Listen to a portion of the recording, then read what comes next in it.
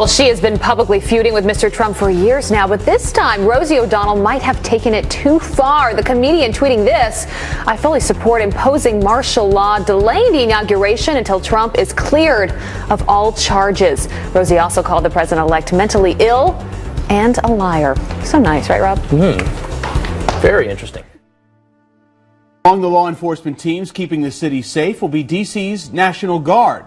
But their leader is going to be out of a job the moment that President-elect Donald Trump raises his right hand. Well, the story blew up on social media this afternoon. With 8 years under his belt as the commanding officer of D.C.'s National Guard, Major General Errol Schwartz brought experience and gravitas to the task of planning a successful inauguration. If something goes bad, it's up to the law enforcement agency to make the first move, if you will. But unlike in the years since George W. Bush first appointed him, General Schwartz will watch this inauguration conclude from home, stepping down as Donald Trump steps up to take the oath of office at noon. The timing is extremely unusual, General Schwartz told the Washington Post today, adding he would never plan to leave a mission in the middle of a battle. George Soros, front page story in the Wall Street Journal this morning that he lost $1 billion trying to basically short sell a Trump victory. Yeah, I mean, he, along with some others like Mark Cuban, basically said if Trump wins, it's the end of the world. The market is going to sell off.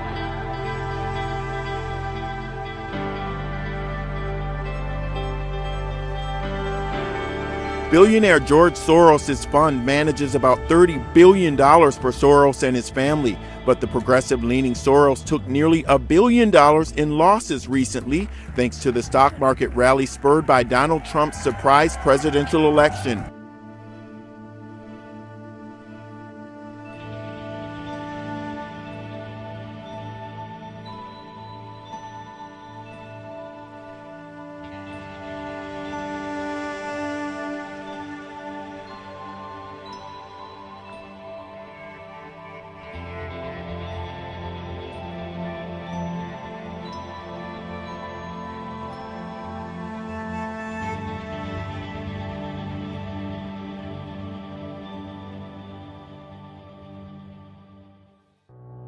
President Obama is dishing out some advice to his successor, President-elect Donald Trump, but beware the irony. It was only then, after we had exhausted efforts for bipartisan reform, that we took some additional steps on immigration executive actions. So my suggestion to the president-elect is, going through the legislative process is always better, in part because it's harder to undo. Well, advising Mr. Trump to go through the, quote, go through the legislative process sounds a little hypocritical considering you, Mr. President, have bypassed Congress by signing more than 200 executive orders using your pen and a phone.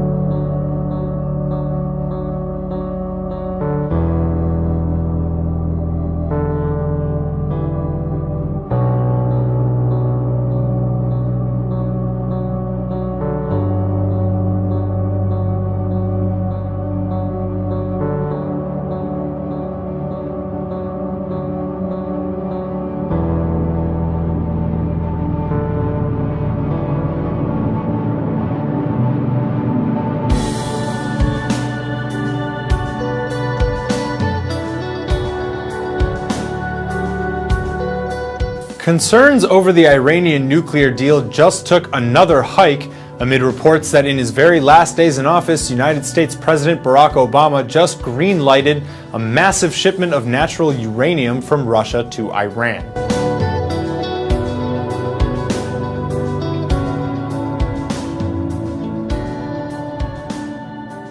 Washington said it's okay for Moscow to send the material in a barter deal to receive reaction coolant from Tehran. The United Nations Security Council still needs to approve the deal, but it's expected to do so because the 130 tons of Russian uranium is actually permitted by the 2015 Landmark Atomic Pact, and the international community is doing all that it can to keep the Islamic Republic committed to the deal.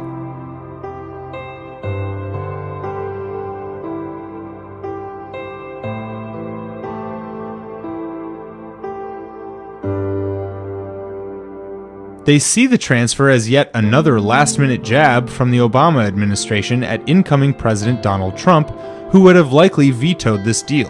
Iran has already exceeded the cap set by the pact several times on its production of heavy water, which is used as a coolant in nuclear reactors.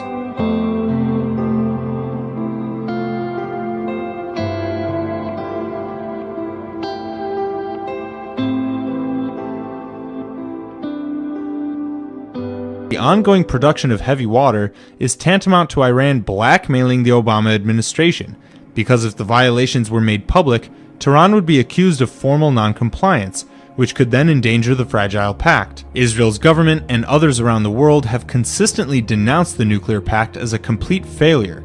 They charge that not only has Iran gotten away with refusing inspection of key sites, but it's also working to develop ballistic missiles. The U.S. Navy says the USS Mahan fired 3 warning shots toward Iranian ships Sunday in the Strait of Hormuz.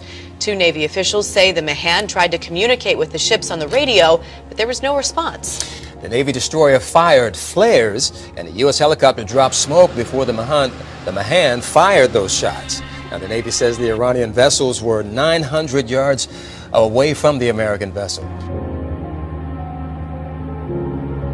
Sends a message within our own country to our allies in Israel. It sends a message to the United Nations and the rest of the world. Being in support of Israel, which I believe is our nation's greatest ally, has long been something of bipartisan support. As we saw with this resolution passing with over 100 Democrats in support of it, it sends a strong message that what the Obama administration has done on its way out of the office at the UN Security Council is not one that does have the support of Americans. And the Speaker was right in his floor statement. What was passed at the Security Council goes way beyond the issue of settlements, and for the first time ever, the UN Security Council is passing a resolution that declares this area of East Jerusalem and Judea and Samaria as a legally occupied territory. I am stunned. I am stunned at what happened last month. This government, our government, abandoned our ally Israel when she needed us the most. Do not be fooled. This UN Security Council resolution was not about settlements, and it certainly was not about peace. It was about one thing and one thing only: Israel's right to exist as a Jewish democratic state. These types of one-sided efforts are designed to isolate and delegitimize Israel. They do not advance peace, they make it more elusive.